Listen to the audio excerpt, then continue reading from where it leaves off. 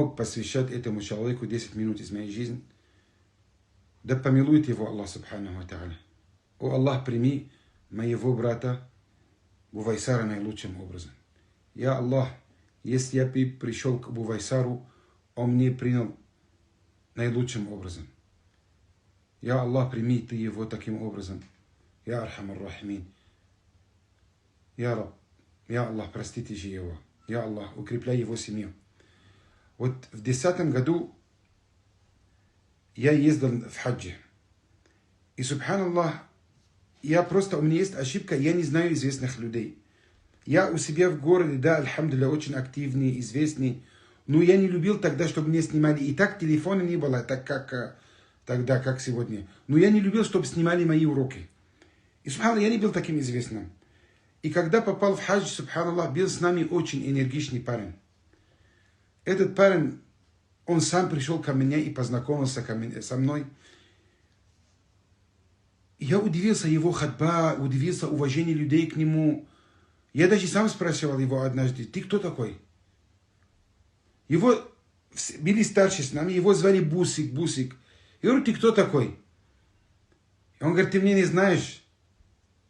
Я говорю: нет. Ну, у него поломанные уши, хатба у него была, субханаллах, простите меня, как танк ходит с нами в тавафе, когда мы ходили из Мина в Арафат. Он ходит, субханаллах, реально как танк, все с собой. Но он, честно, не похож на спортсмен. Он худой такой. Ну, что мне очень понравилось, его скромность. И он помогал мне. Мы в дороге с Буфайсаром, с этой группой заблудились очень сильно. И старшие, которые... Я был самый молодой среди них. Честно говоря, некоторые из них даже грубили. Некоторые из них говорили: эй, ты куда нас везешь? Буфайсар очень сильно поддержал. Помню, они меня выбрали, чтобы я был старше. И, честно говоря, мы потерялись очень сильно из Мекка в Мина. Наверное, многие из нас, кто был в хаджи, это знает. И, субханаллах, Буфайсар всю дорогу был со мной. Он поддержал очень сильно. Честно, я не знаю, что он такой, кто такой известный. Да, отключаем комментарий, давайте. И Бусик, он был... Я помню, в дороге, когда мы были в хаджи, нашли одного чеченца, который тоже заблудился. Откровенно говоря, братья чеченцы, они очень с уважением относились к этому старику.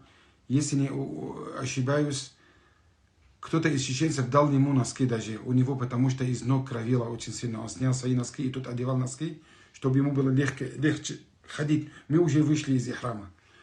И Бусик был самый уважаемый. И мне было очень стыдно, когда задал ему, кто такой-то. Я помню, он все мои уроки на айпаде начал снимать. Я первый раз видел айпад, это был у Бувайсара. И настолько я полюбил его, субханаллах, африканцы однажды пришли на мой урок. Им просто понравилась, может, моя манера, когда я урок дал. И подарили мне тасбих из дерева. Но это дерево было как железо. Реально интересный тасбих. Я взял, подарил Бувайсару. Бувайсар не остался в стороне. Он мне подарил первый сенсорный телефон в мою жизнь. Это был Бувайсар. Если честно, я не любил тогда сенсорные телефоны. Я тоже передарил. Субханаллах. Короче, и так мы с Бувайсаром очень сильно подружились. Честно сказать, когда мы ходили с ним, я видел иногда люди из других наций останавливаются и здоровались с ним стоя и очень с большим уважением. У меня, как я сказал, не было компьютера в руках. В 2010 году не было такого. Когда я приехал из хаджа, я очень сильно соскучился по Бусику. Мы назвали его Бусик. Я писал Бусик, кто он такой, почему люди так любят его, уважают его. Он, субханаллах, когда ему сказал: ты кто такой, он не говорил мне, кто он такой. Но он из-за этого полюбил меня больше, то, что я его не знал. Субханаллах. И когда приехал домой в Казани, открыл компьютер и писал его имя, я неправильно написал его имя. Звонил тому человеку, говорю: кто, помнишь этот человек, который, у него хатба такая, Бусик его звали. Он говорит: разве ты его не знаешь? И он мне сказал: это такой человек. Я писал его имя и прогуглил в интернете. Ух ты, оказывается, такая звезда был, субханаллах.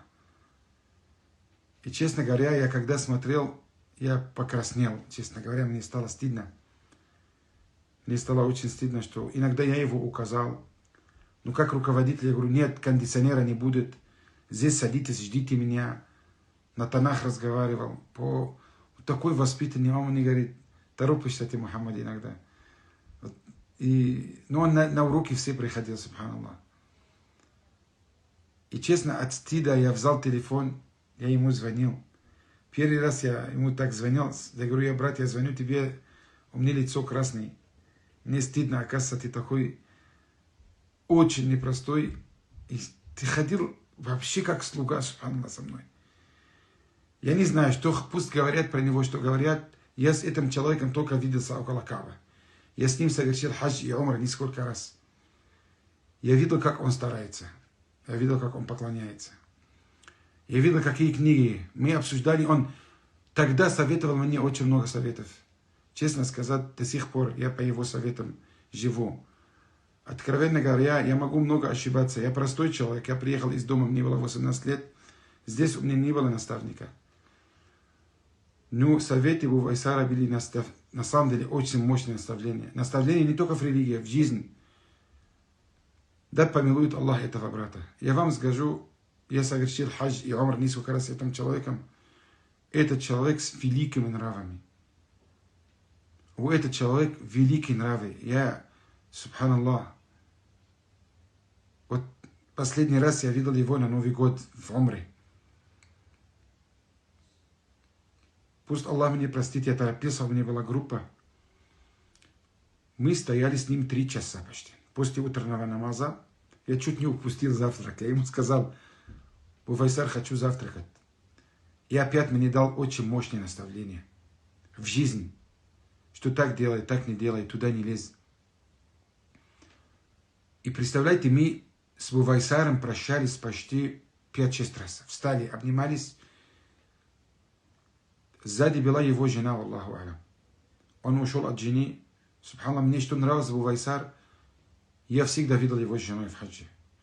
Это очень редкость для мусульман, именно для известных, тем более, что он с женой постоянно. То, что я видел его постоянно с женой. Таваф или около Кааба, или сидит, тасбих делает. Ну, я ему сказал, сейчас твоя жена, наверное, нас будет ругать, я тебя украл. Говорит, нет, она тоже тебя слушает. Но, субханаллах, 5-6 раз хотел уходить, он мне не дал уходить от него. И мы сидели, пока солнце вышло. И на второй день тоже так же. Пусть Аллах помилует его. Пусть Аллах помилует его. Однажды посланник Аллаха, саллаллаху алейхи ва саллям, прошла мимо него джаназа. И люди говорили о этой джаназа, что этот человек был хороший. Посланник Аллаха сказал, так и будет. Прошла другая джаназа, и люди сказали про этого человека плохой. И посланник Аллаха сказал, так и будет. О Аллах, я свидетельствую, что мой брат Вайсар любил тебя. И он засвидетельствовал, что нет Бога, кроме тебя.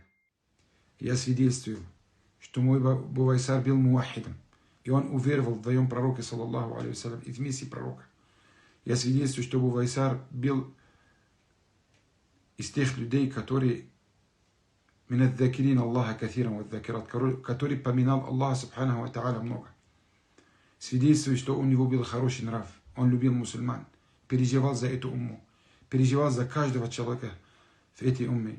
Я Аллах, помилуй его, прими его наилучшим образом. Я Аллах, если мой брат Вайсар пришел ко мне, я бы принял его наилучшим образом. Я бы ему открыл все мои двери. Я бы ему дал спать на мою кровать. Я Аллах, ты намного щедрее, чем я. Я Аллах, прими его наилучшим образом. Дай ему родных лучше, чем его родные. Дай ему дом лучше, чем его дом. Дай ему